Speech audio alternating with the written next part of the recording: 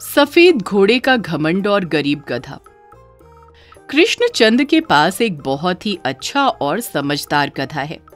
जितना कृष्णचंद उससे काम लेता है, गधा उसकी उम्मीद से भी ज्यादा उसे करके देता है, क्योंकि गधे का ये मानना है कि हमें अपने मालिक के लिए जी जान से पूरा काम करना चाहिए।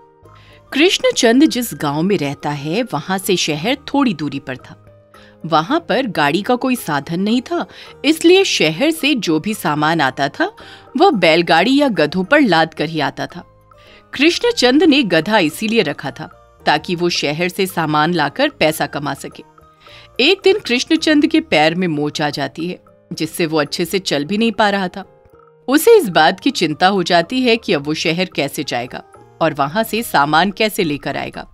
अरे अरे अरे, मेरे पैर में तो बहुत मोच आ गई। अब तो मैं चल भी नहीं पाऊंगा। क्या करूं, सामान लाना भी बहुत जरूरी है। कैसे लाऊंगा? हाँ, ऐसा करता हूँ, अपने लिए एक हट्टा कट्टा तंदुरुस्त सा घोड़ा लेकर आता हूँ। घोड़े पर बैठकर मैं आराम से शहर से सामान गधे पर लाद कर ला सकता हूँ। इससे मेरी परेशानी भी दूर हो जाएगी, सामान भी ले जाऊंगा और पैसे भी कमा लूंगा। हाँ, यही करता हूँ। हाँ, मालिक तो नया घोड़ा लाने का सोच रहे हैं। चलो अच्छा है, मैं भी अकेला ही था, अब मेरा भी मन लगा रहेगा। मुझे भी एक नया दोस्त मिल जाएगा। जब मालिक ठीक हो जाएंगे उसके बाद वो भी मेरे साथ काम में हाथ बटा दिया करेगा। बहुत अच्छा ख्याल आया मालिक के मन में। कृष्णचंद एक बहुत तंदुरुस्त खूबसूरत सा सफेद रंग का घोड़ा लेकर आता है।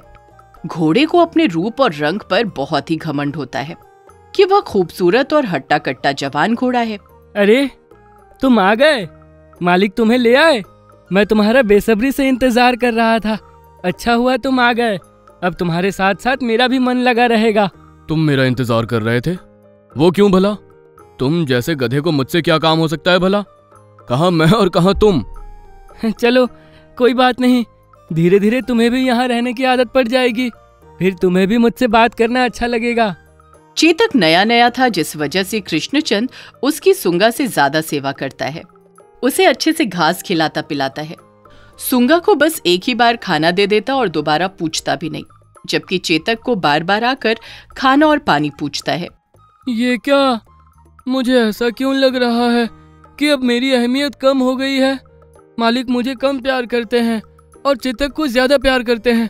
उसे कितने अच्छे खिला रहे हैं और मुझे एक बार डाल के चले जाते हैं, दोबारा पूछते तक नहीं। नहीं नहीं, शायद ये मेरे मन का वहम है। मुझे अपने मन में ख्याल भी दोबारा लाना नहीं चाहिए। मालिक बहुत अच्छे हैं। देखा सुंगा, मैंने कहा था ना, हम घोड़ों की अहमियत तुम गधों से ज्यादा होती है। हमें सब बहुत प्यार करते हैं, इसीलिए तो मालिक मुझे तुमसे ज्यादा अहमियत दे रहे हैं और अच्छे से खिला पिला रहे हैं, जबकि तुम्हें अच्छे से पूछ भी नहीं रहे। इस तरह से कृष्णचंद रोज अपने घोड़े पर बैठकर गधे को शहर सामान ढोने के लिए ले जाता, जब तक उसका पैर ठीक नहीं होता है। वो इसी तरह से घोड़े पर बैठकर शहर से गांव आता जाता है। क्योंकि कृष्णचंद को ज्यादा चलना पसंद था, इसलिए कुछ दिनों के बाद जब उसका पैर ठीक हो जाता है तो वो पैदल ही चलना पसंद करता है। अब तो मेरा पैर बिल्कुल ठीक हो गया है। अब मुझे चेतक पर सवारी करने की कोई जरूरत नहीं। हाँ, सुंगा के साथ साथ उसे भी शहर का रोजाना चक्कर लगवाऊंगा, उसे भी अच्छा लगेगा। कृष्णचंद सुंगा के साथ चेतक को शहर तो ले जाता था, लेकिन उस पर बिल्कुल भी सामान नहीं लादता था, जबकि सुंगा के ऊपर भर भर कर सामान डालता था, जिस वजह से सुंगा बहुत थक जाता था। लेकिन वो कभी भी अपने मालिक से एक बार भी इस चीज के लिए शिकायत नहीं करता। वहीं चेतक में बहुत घमंड था।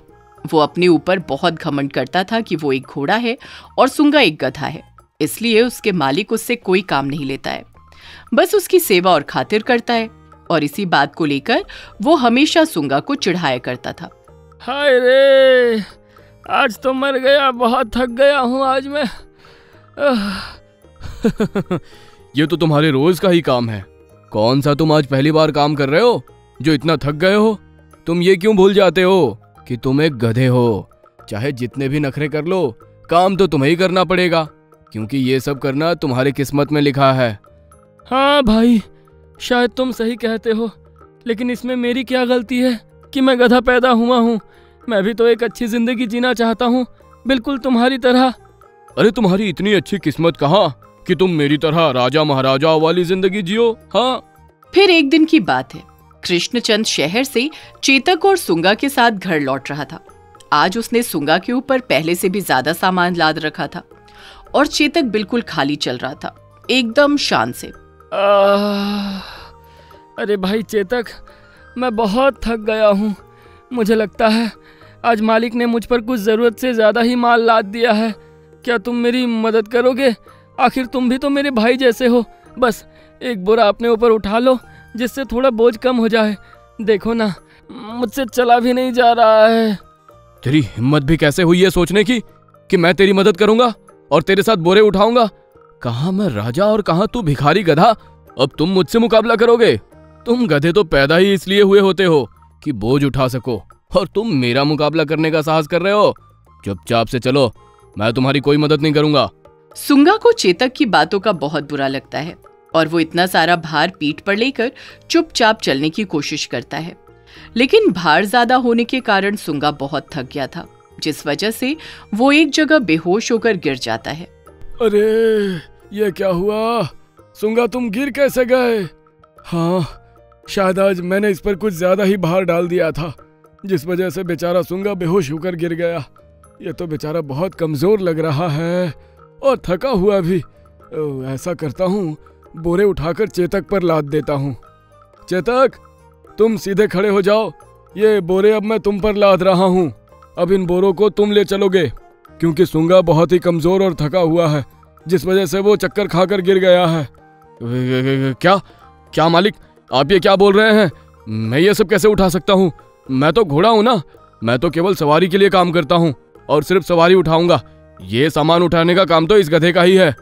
चेतक, तुम देख नहीं रहे हो? सुंगा बेचारा कमजोरी के कारण बेहोश होकर गिर गया है, तो अब तुम्हें ही ये सारा सामान उठाना पड़ेगा। तुम्हारे इतने हट्टे कट्टे होने का क्या फायदा अगर तुम किसी की मदद भी ना कर सको। लेकिन मालिक, ये सुंगा नाटक कर रहा है। ये कोई चक्कर खाकर नहीं गिरा है। ये सामान ना उठाने की इसकी चाल है। ये तो है ही नौटंकीबाज गधा, और नाटक करके नीचे गिर गया है। आप इसकी जांच कीजिए। अच्छा, तो क्या सुंगा मुझसे झूठ बोल रहा है? वो काम चोरी कर रहा है, लेकिन उसने कभी ऐसा किया तो नहीं। लेकिन चलो, फिर भी तुम्हारे कहने पर मैं इसकी एक बार जांच कर लेता हूँ। अगर ये बात सच निकली तो मैं सुंगा को नहीं बख्शूंगा, और अगर झूठ निकली तो चेतक, सच में तुम मुझसे बहुत मार खाओगे। कृष्णचंद इस बात की अच्छे से जांच करता है कि सुंगा कहीं नाटक तो नहीं कर रहा है, लेकिन सुंगा बिल्कुल भी नाटक नहीं कर रहा था। वो बेचारा कमजोरी के कारण जमीन पर गिर गया था, जिस वजह से उसे चोट भी आई थी, और वो बेचारा दर्द से बहुत जोर जोर से रो रहा था। ये सब देखकर कृष्णचंद को सुंगा पर बहुत तरस आता है और चेतक पर बहुत गुस्सा आता है, और वो डंडे से चेतक की पिटाई करता है। चेतक, हाँ, तुमने मुझसे झूठ बोला। मैंने तुमसे पहले ही कहा था कि मुझे झूठ बोलने वालों से सख्त नफरत है। अब तो तुम्हारी डंडे से खूब पिटाई होगी।